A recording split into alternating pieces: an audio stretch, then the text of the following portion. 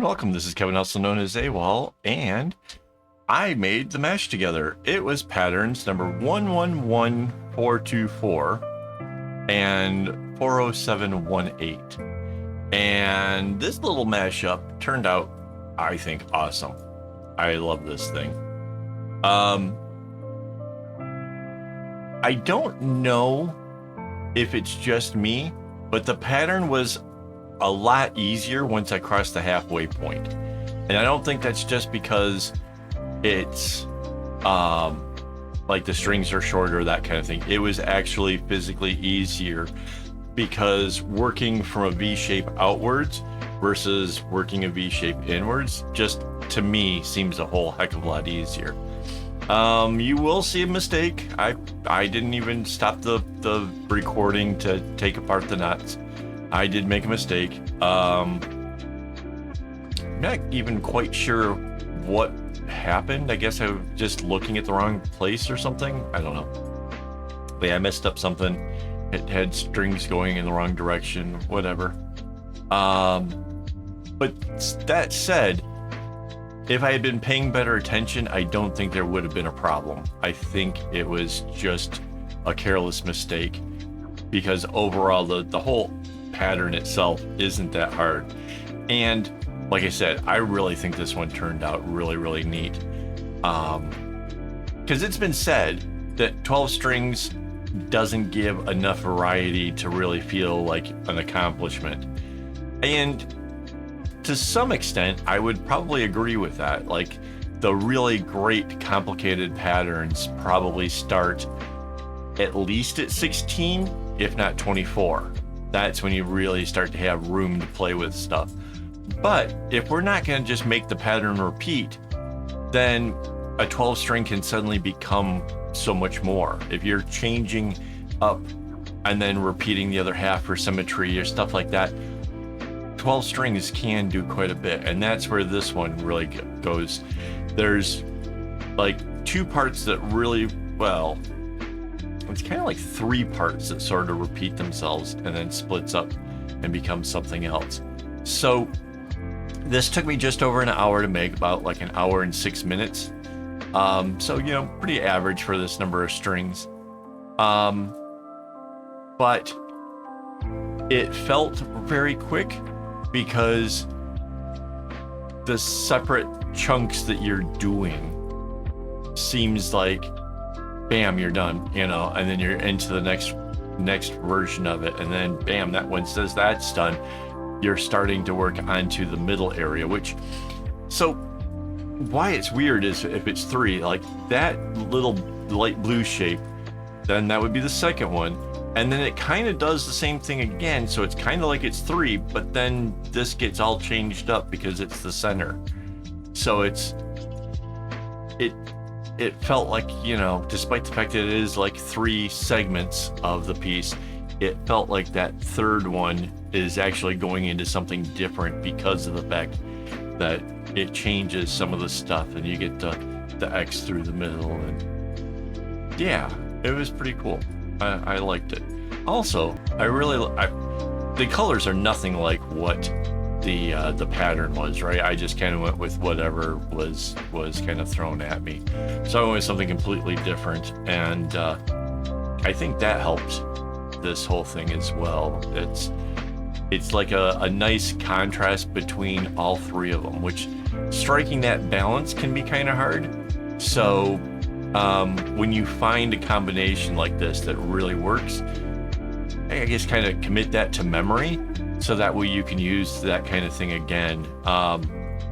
Because we basically have an off-white, a light blue, and a dark blue. So that same kind of formula could work if we changed it over to, say, red or purple or whatever. Having something that's really light, something that's right in the middle, and then something dark can give you that three-way split that makes it, you know, really, really nice. So just a thought. I like sharing those kind of ideas because I often, like, as I'm going through Reddit or Instagram, I see a number of people saying that they have trouble choosing colors. Yeah, there's the taking it apart.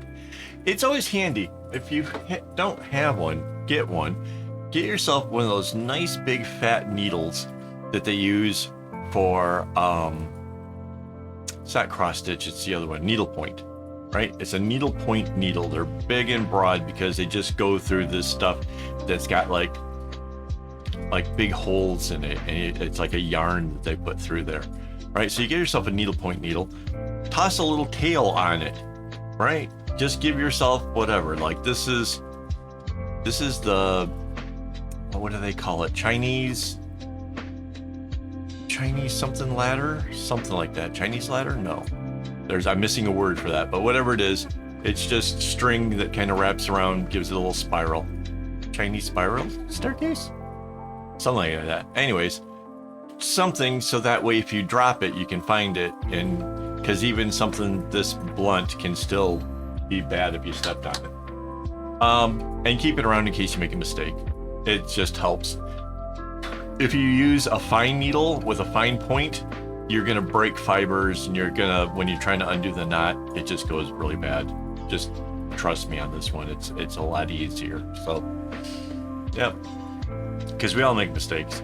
I may edit some out of the videos in general. I still tell you guys, but in general, we all make mistakes, and it'd be a whole lot easier if you have a method that can take them out without damaging the strands. Because the last thing you want is you make a mistake, you try to undo it, now you're breaking thread, and you've ruined the whole thing altogether. So there's your tip for the day.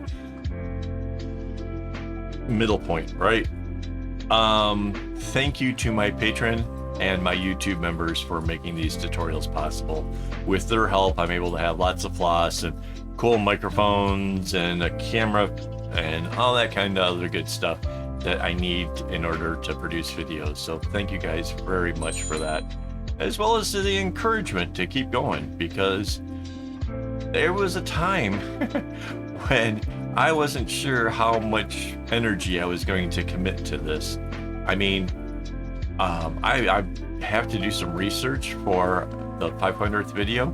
I discovered there were some years where I was only making 27 videos in 2021. Not exactly going for the whole, becoming monetized or anything at that level, right?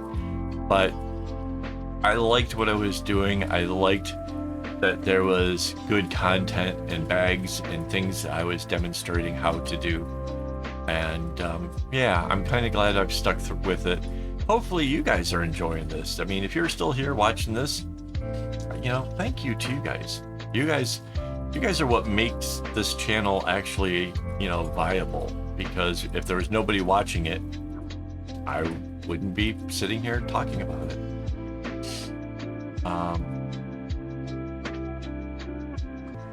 Yeah, see this center part, this is the part that really kind of got me sold on this bracelet.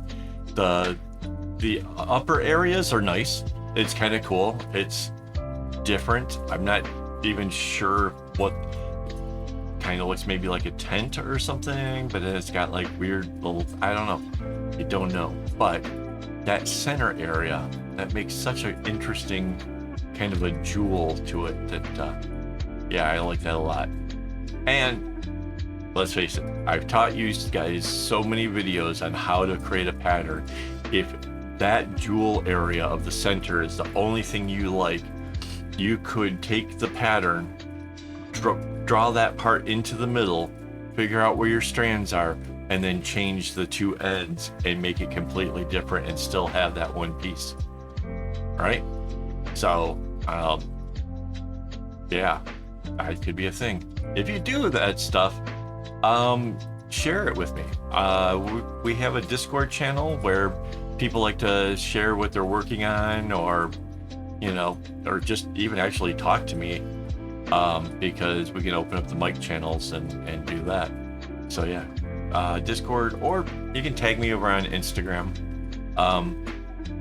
Make it like in the comments though. I don't necessarily like when people like make something and then they like act like that's me or something. I don't know. There's like there's different ways of tagging, and get a little bit freaked out when it's like, yeah, like I'm the product or something. That just seems weird to me. And you can see I did try doing a bit of segmenting and trying to balance things out. A lot of it was really just being trying to find how to be comfortable with it, so I don't lose track of where I am in the pattern. Because there's an awful lot of like directional changes in this, so this is not very easy. Despite the fact that the two bracelets that this makes up seemed kind of easy, but there was a lot of zigzags going on, and as a result it kind of made the challenging thing just a bit harder to try to keep the edge really nice and straight. So, but you can see I did it. I mean, it takes effort, it takes practice, but yeah, it's like I said, it looks really cool. It is a bit of a challenge. If you're up for the challenge, I say go for it.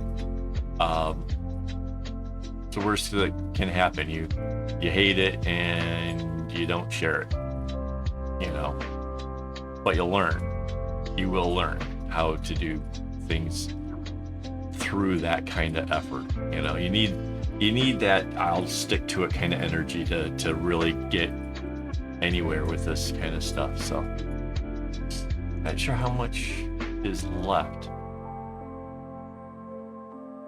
If that one was the center, then that's this one. I think there's like one more segment thing.